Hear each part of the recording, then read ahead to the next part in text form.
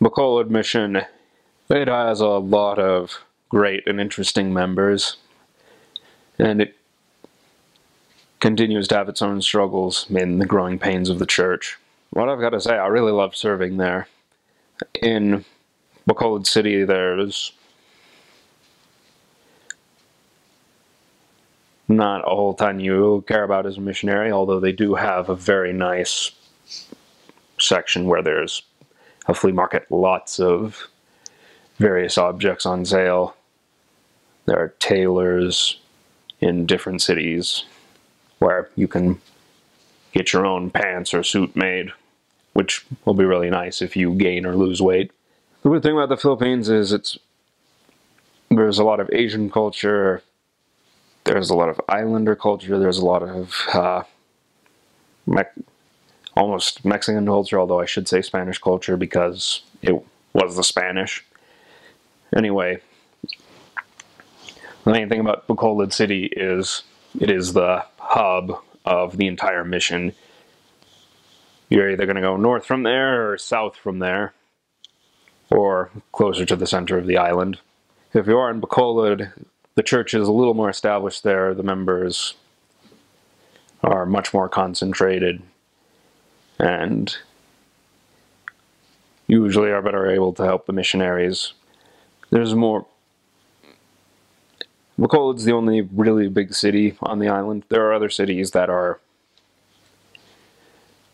they have a good population, but they're not nearly as built up as Bacolod is.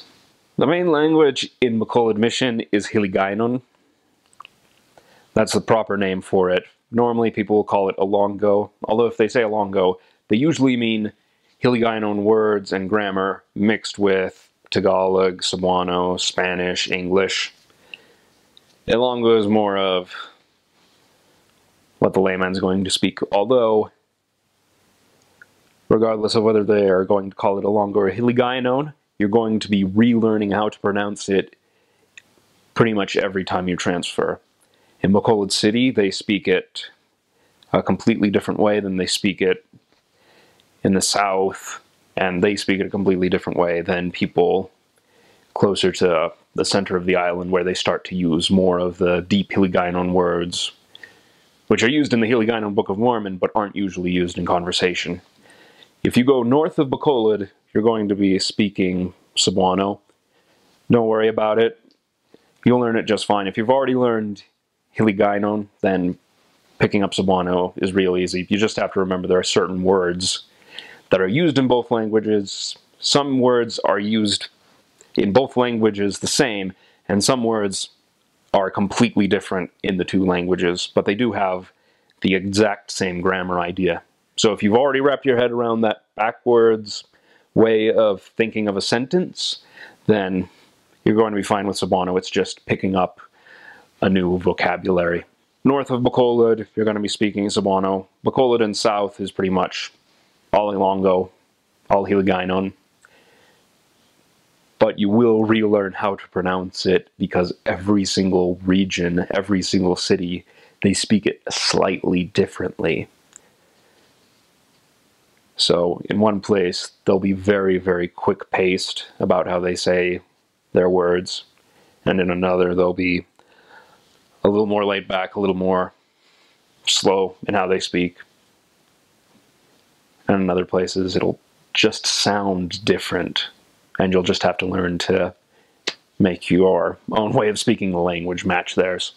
There was a huge explosion of growth right when the missionaries got there. It gained a lot of momentum until, I'm not sure when, but members do refer to it. Unfortunately, there was a boo. There was a slight lessening of how many people were actually showing up to church. And also, some people like to blame missionary converts, where they say that they were only converted because they liked this missionary, and so that missionary was their friend, and they went to church and got baptized because of them. I'm not really sure how true this is, but some people will blame that. there are a lot of members there, and there's a lot of less active members last time I was there. So the church is there, it's just not as established in outside of Bacolod City as in other places. In the cities, Bacolod, La Carlota,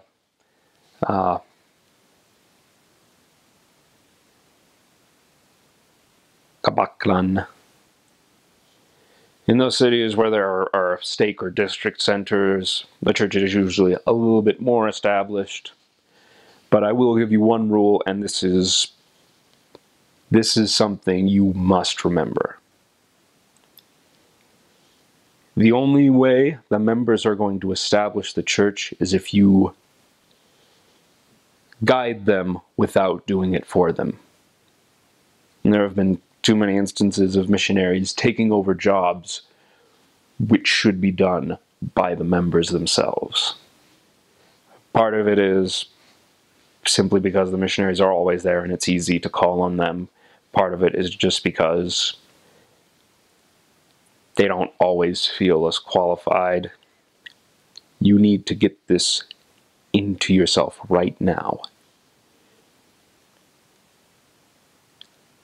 The only way the church is going to be established, and you're going to have a much easier time working with the members to find people to teach, to bring people into the gospel, and to keep them there, is if the church is established. And the only way that's going to happen is if you allow the members the opportunity to fail and the opportunity to do the jobs to establish the church themselves.